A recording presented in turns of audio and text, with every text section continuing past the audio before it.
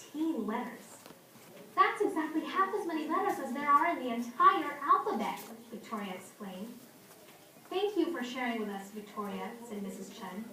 Now put your head down. If I had a name like yours, I'd change it, Victoria said, as the students lined up to go home. I wish I could, thought Chrysanthemum miserably. Welcome home, said her mother. Welcome home, said her father. School is no place for me, said Chrysanthemum. My name is too long. It scarcely fits on my name tag, and I'm named after a flower.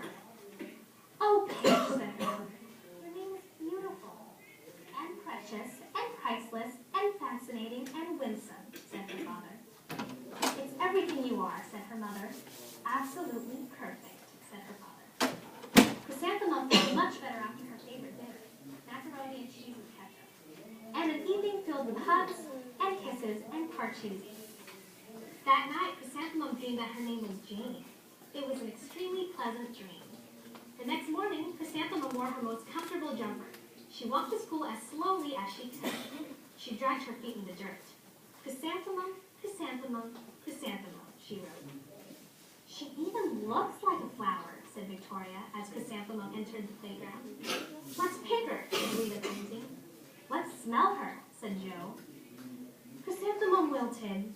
She did not think her name was absolutely perfect. She thought it was absolutely dreadful. The rest of the day was not much better. During nap time, Victoria raised her hand and said, A chrysanthemum is a flower. It lives in a garden with worms and other dirty things. Thank you for sharing that with us, Victoria, said Mrs. Chen. Now put your head down. I just cannot believe your name, Victoria said as the students lined up to go home. Neither can I, thought Chrysanthemum miserably. Welcome home, said her mother. Welcome home, said her father. School is no place for me, said Chrysanthemum. They said I even look like a flower. They pretended to pick me and smell me. Oh, Pish, said her mother. They're just jealous. And envious, and begrudging, and discontented, and jaundiced, said her father. Who wouldn't be jealous of a name like yours, said her mother. After all, it's absolutely perfect, said her father. Chrysanthemum felt a trifle better after her favorite dessert, chocolate cake with buttercream frosting, and another evening filled with hugs and kisses and parcheesi. That night, Chrysanthemum dreamed that she was really a chrysanthemum. She sprouted leaves and petals. Victoria picked her and plucked the leaves and petals one by one until there was nothing left but a scrawny stem. It was the worst nightmare of Chrysanthemum's life. Chrysanthemum wore her outfit with 7 pockets the next morning.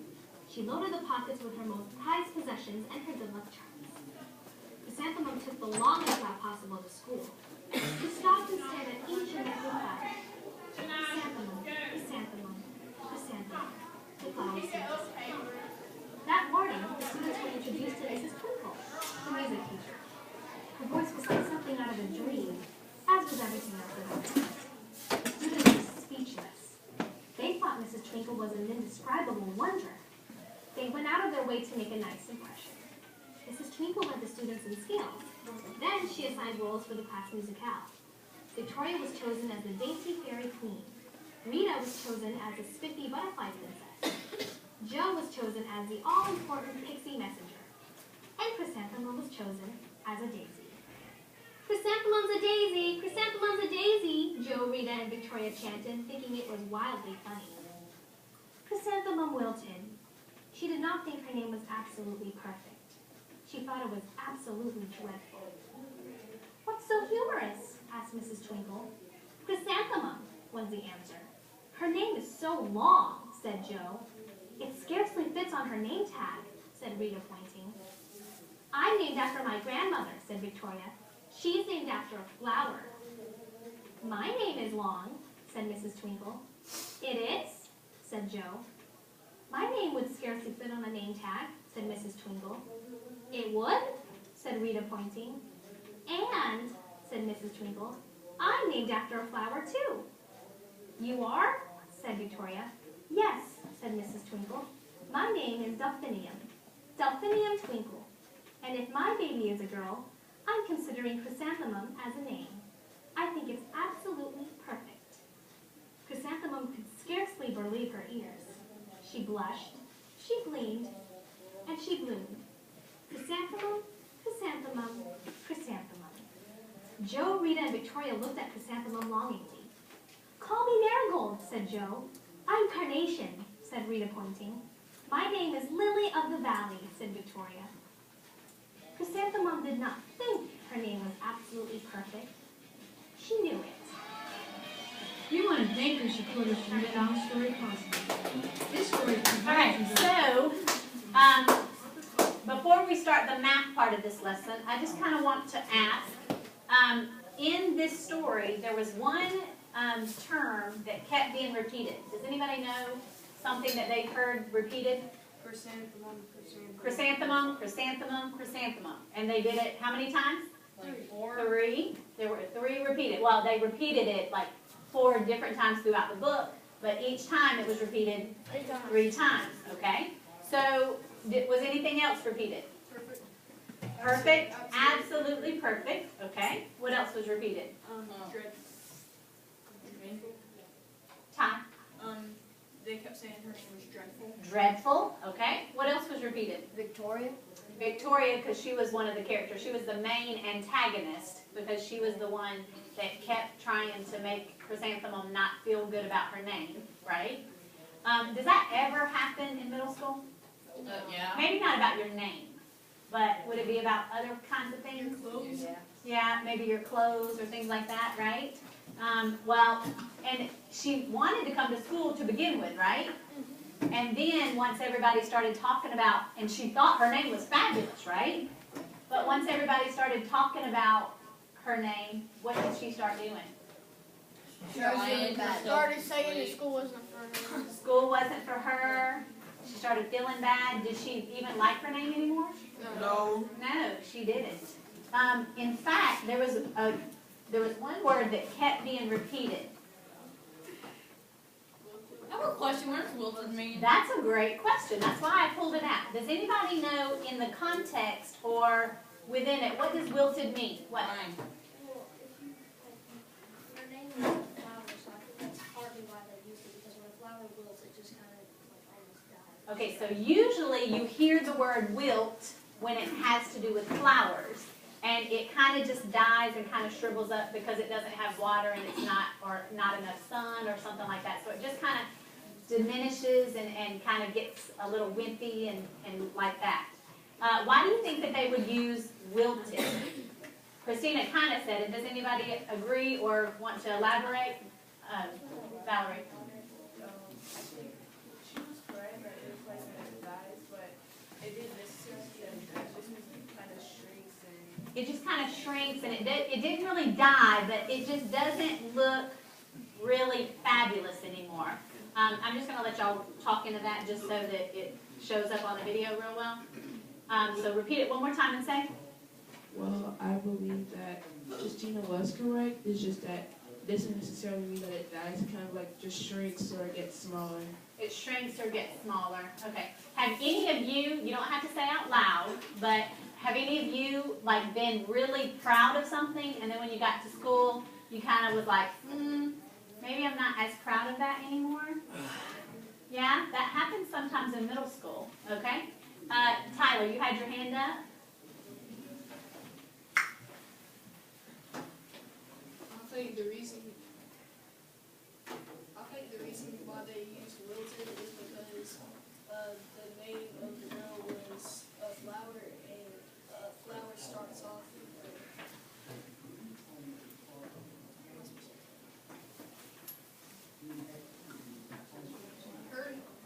her name started off good, but then when she kept on going to school, it kept on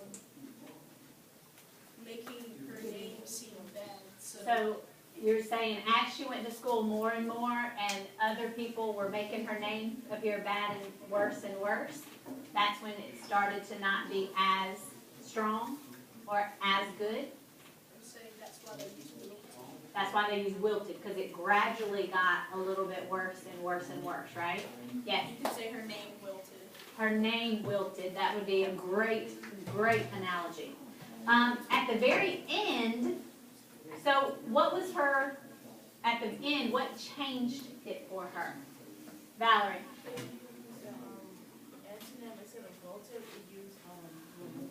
Oh, great. So at the very end, she used the antonym of wilted, which is bloomed, and those are definitely antonyms. A great word.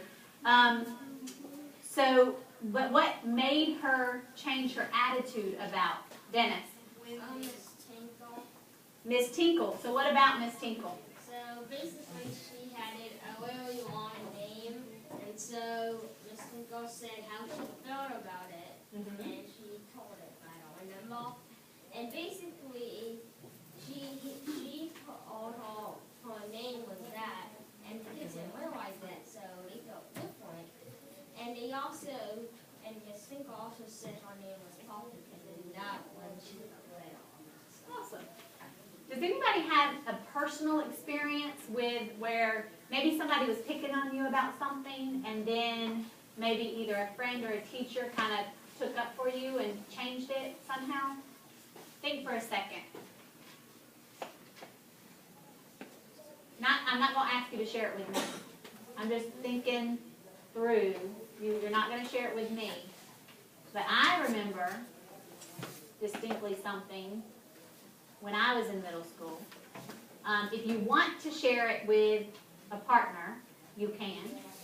I'll give you just a few seconds. If you want to just think about it yourself, that's okay too.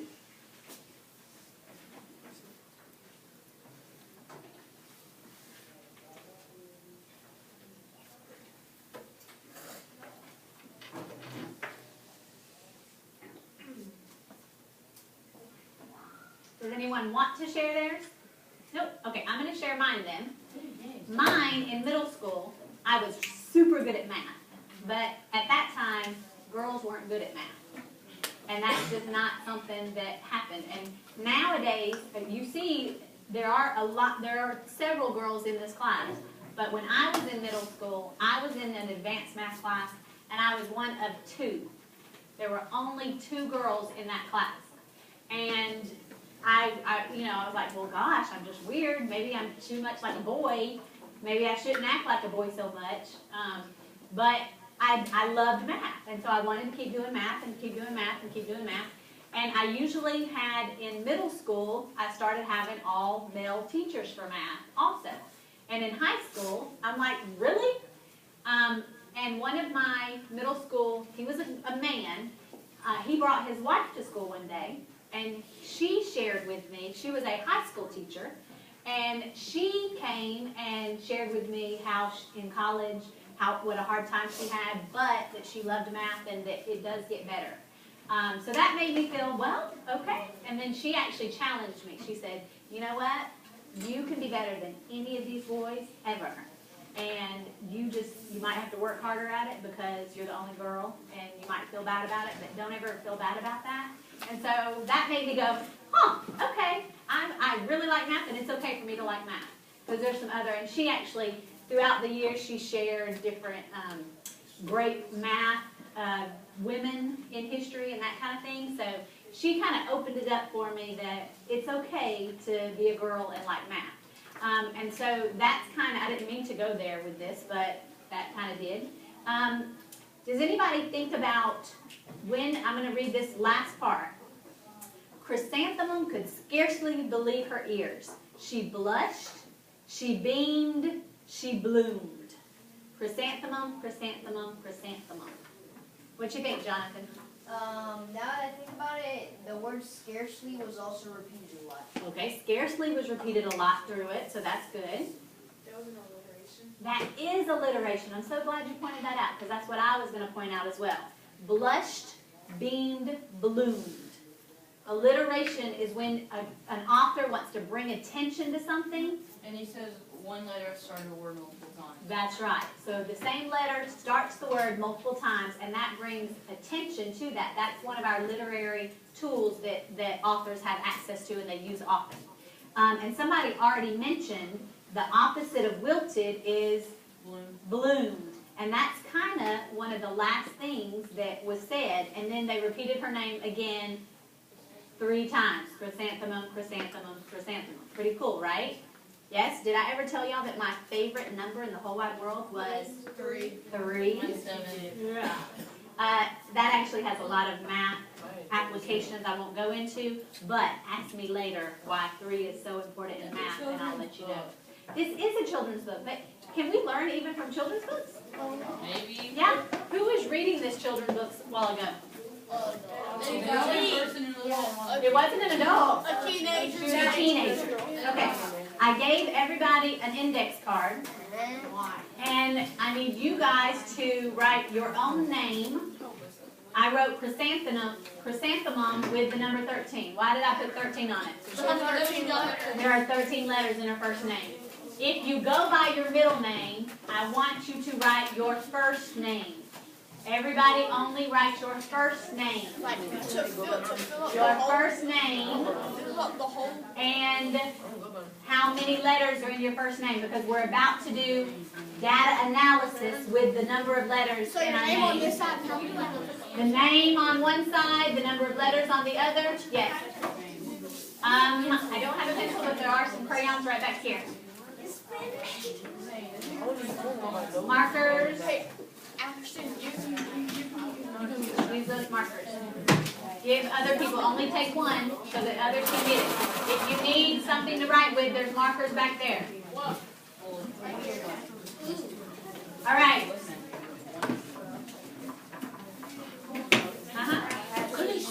Can you use what? No, I only want your first name. Although that could we do an extension activity with last names maybe? Yes, because that is super, super long. So would it be different data if we use last names? Yes. Today we're only going to use first names. Later on, if you're super interested and maybe want to do an extension activity, we can do the same thing with last names. All right, so I'm going to use chrysanthemum. I know, but I'm going to use it just as an example because I want to point something out about this one. Okay?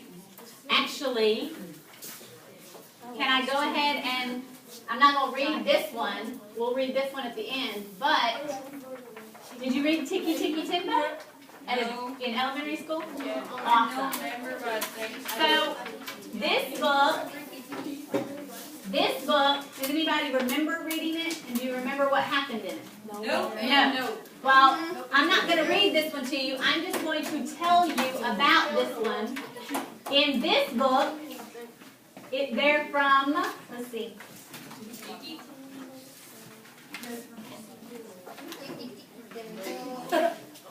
In China.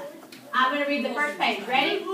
Once upon a time, a long, long time ago, it was the custom of all the fathers and mothers in China to give their first and honored sons great long names. But second sons were given hardly any name at all. In a small mountain village, there lived a mother who had 2 little sons. Her second son she called Chang, which meant little or nothing. But her first and honored son she called Tiki Tiki Timbo, No Sa Rimbo, Charibari Ruchi, Pippi Pero Pimbo, which meant the most wonderful thing in the whole wide world. Oh, I remember. Every morning the mother went to wash in a little stream near her home. The 2 boys always went chattering along with her. There was a big old well, and the mother warned, don't go in that well. I'm not going to read it word for word, but what happens is the second son falls in. His name is Chang. The first son runs back and says, Mom, Chang fell in the well. She says, oh, okay, go get the man with the ladder. He goes, gets the man with the ladder. Oh man, the Chang fell in the well. Bring the ladder. He brings the ladder and gets the son out. No problem at all. And he's fine. Then a month later, Tiki Tiki Timbo, I gotta read it. Hold on. The one with the very, very long name fell in the well. And so the second son had to come tell the mom. He started just say, my brother. She said, no, you say your brother's name with honor.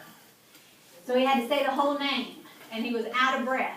Once she found out, she said, go get the old man with the ladder. He had to say the whole name. He was out of breath.